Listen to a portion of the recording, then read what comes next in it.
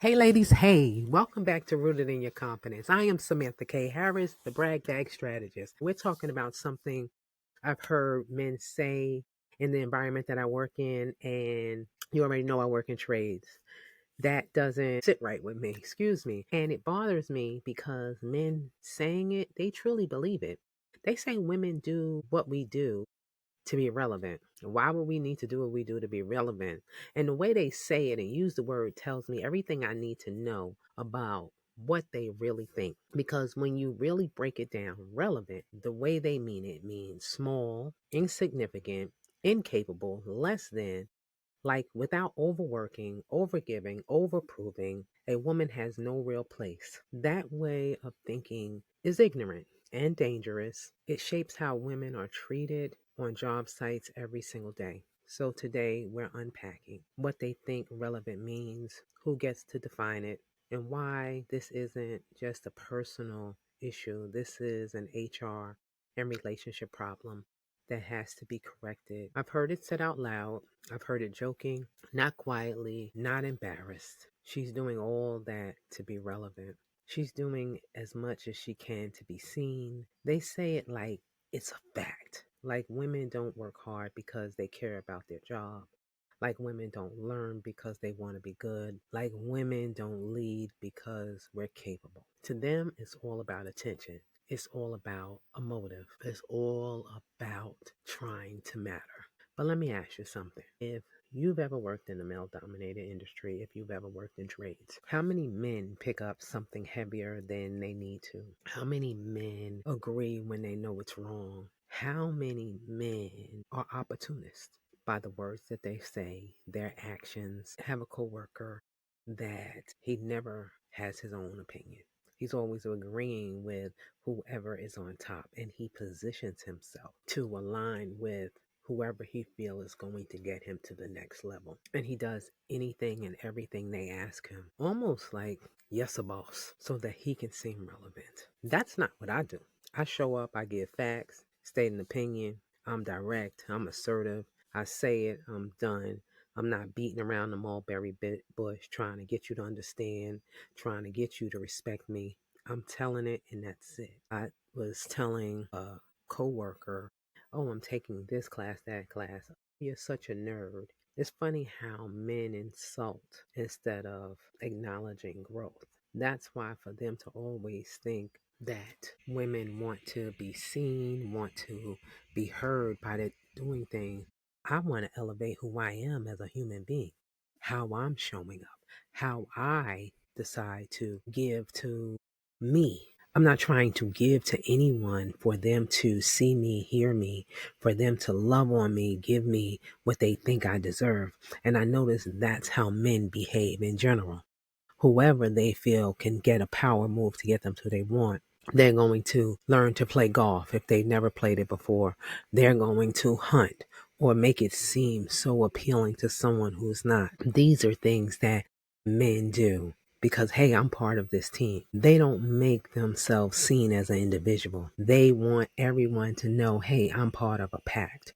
No one wants to stand out, but they say women want to be relevant. We want to be seen. No, we want to be given an opportunity to do our jobs, to do it well, and to be respected, to get on jobs that we're qualified for without jumping through hoops. That's what we want to do as women. But for some odd reason, it's frowned upon. It's looked at as if we're wanting to persuade people to think that we are good, even though we know that we are, even though we know that we bring so much value and that we are an asset. But again, us being good, us showing up, us giving 100%, and us feeling good about what we do means we're trying too hard. So it's always an imbalance of emotions and thoughts when it's directed towards a woman that's giving 110%.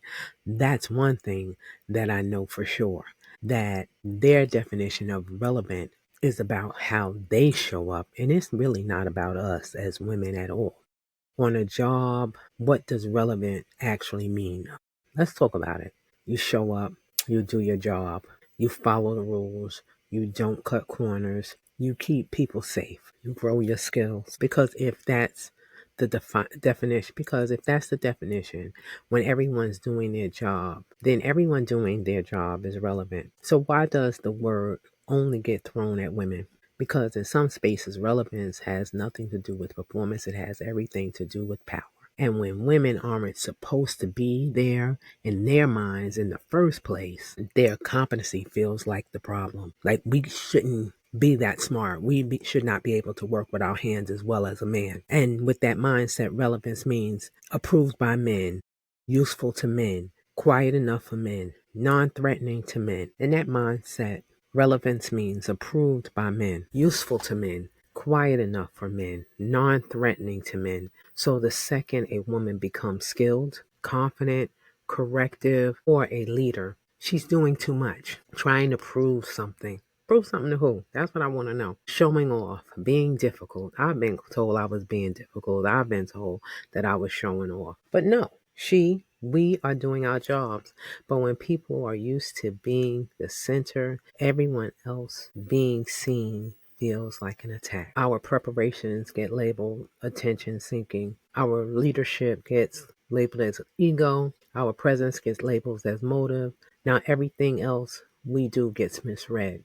The tone shifts, the patience drops, the support disappears. Not because we've changed as women, because we still show up 100%, because the story assigned to us has changed. HR is trained to look for incidents on paper. So when they see us and we start complaining about what's happening, ladies, they don't see it because they're not looking at us as what a situation on paper defines as harassment, defines as disrespect, because we're not doing those jobs that they're doing behind a desk.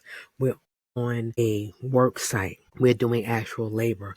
So we should be able to do that and what they're asking. But we know underlying is the harassment when they ask you to pick up something heavier, when you're not being trained, all of those things. And it can make you want to quit. Women in the trades are dealing with such a bigger story because it's about the power, the territory, the reputation, the perception, unspoken rules. HR listens for policy violations. Women are responding to environments. So when women say something feels off, HR says, I don't see a violation. Both can be true. And that gap, blind sight, is exactly where retention quietly dies. If HR is only trained to respond to forms, feel reality, then HR is part of the retention problem. Yes, HR, you are part of the problem. That's not disrespect, responsibility, because it becomes a leadership problem. If this is how men are thinking, this is how they're leading, culture rolls downhill, shrugs off. If leadership shrugs at this belief, rules learn is acceptable. If HR doesn't challenge this belief, it becomes normal without it ever being a sentence. This is why correction has to happen at the top, not talked around, not softened, corrected. Because leadership ignores the workforce multiplies. And what leadership corrects, the culture follows. So yes, this stops at the top, or it never stops at all. Yes, the nice videos come and they'll send out someone to a work site, have everyone come in, listen to a video or presentation to check a box. But then when they're actually not giving real training, and the jokes are made even about the videos that they see. When you don't make it human enough, when you don't understand where these thoughts are coming from. And it's HR's responsibility because your workers are bringing learned behaviors from their outside world into your company. And when they come into your company, your reputation, your money, all breaks down because now people know that you're not a company that respects women. You're not a company that wants to promote and elevate because you have not taken the time to educate your employees properly. Check boxes don't change anything. Check boxes continue to do what it's meant to do. Say the training is done and they're on their own now. It does not matter. That's what it signals to employees, especially women in the field, when they make complaints. where they no longer, which costs the company money because people don't want to stay. People leave.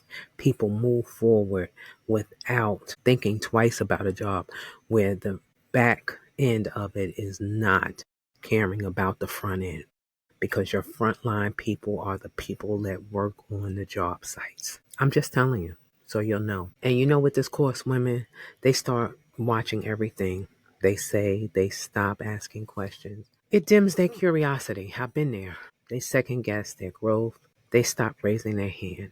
Not because they can't do the work, because everything they do gets twisted. And carrying that all day, every day, is exhausting. I define relevant as different, just so you'll know. Ladies, tell me what you think about my definition. Relevant is who the work cannot move without. Relevant is someone who shows up when things go sideways. Relevant is who keeps people safe. Relevant is who leadership calls when things get real. Relevant is who gets the job done, and women are not trying to be relevant. They are. This is why companies keep losing women. Women leadership mislabeled. Skill as ego, confidence as insecurity, leadership as attitude. Women don't storm out, they leave quietly. I've had numerous friends leave, women that were wanting to grow in a company, that were curious about becoming part of a change, curious about that next level and how they could help the company. But became tired and they felt uncomfortable. They were so uncomfortable that they didn't want to say anything.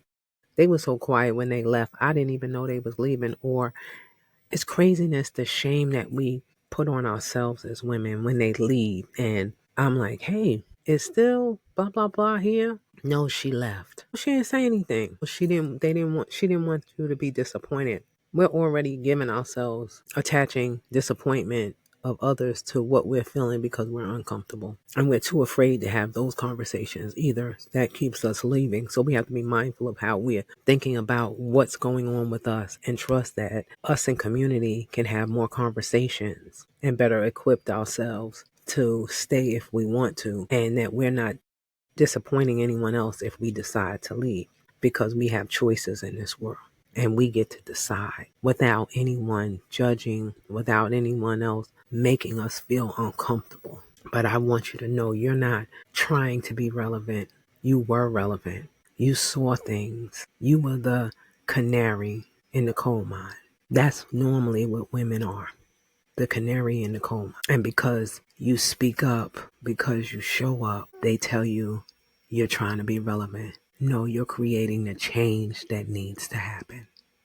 You're creating growth. You're creating financial gain and competency of your job. Nothing that you're doing is wrong. So don't let anyone tell you you're trying to be relevant because you already are relevant. You are already part of a team, but the other players are not your responsibility because they feel a feeling, an emotion because you're there wanting more. Who gets to define your more but you? That's the winningness. Learning that you can want more. And again, women leave quietly and then the company says it just didn't work out. No, it did work until perception killed it. Nearly 40% of women in construction leave within the first 5 years. That's a big number. Misreading them until they're done trying. That's when I talk about self-allyship, ladies, is when women stop shaping herself around what makes other people comfortable. It's when she stops proving what never should have been questioned. Not louder, not meaner, not smaller, just rooted. Just rooted 10 toes down. Because not until you become rooted in what you know and knowing who you are and that you're more than capable do you start fully showing up and not getting caught up in that relevant shit. Because I don't give a fuck about their definition of me. I care only about who I think and know that I am. I am the most relevant person to me and not by anybody else's definition. I know that when we are creating things to make the job easier, it's not just us, the men get part of it. I look at just recently, I was talking to a colleague and I made a statement regarding him because he's new, learning so that he can go further in the company because the whole unit was made around what I do. I help employees, my direct reports, become better supervisors, become equipped with knowledge, make sure they know real rules and regulations. Me wanting to train this employee, I was trying to keep myself relevant. Sweetheart, I don't have to keep myself relevant. I am who I am in this position. I know what I bring. I know what I share. I know that I bring value. Your opinion is yours. I have the most unqualified colleague who is always looking at someone else and defining them. But if you ask him to make a copy on a machine, he doesn't know how. But he can define what relevance is for a woman. So knowing those labels that they're attaching to you have nothing to do with you. I've been too loud, too animated, too much. Can't you bring it down? Why you have to be the center of attention? Why not? Because when they want to be, when men speak up, when men show up, everybody stops and get quiet when they're loud. When they have a point to share, they're very direct and assertive. They let you know. They tell you, listen, give me a minute. Let me tell you why this is important. So it hasn't all been bad in my 25 plus years.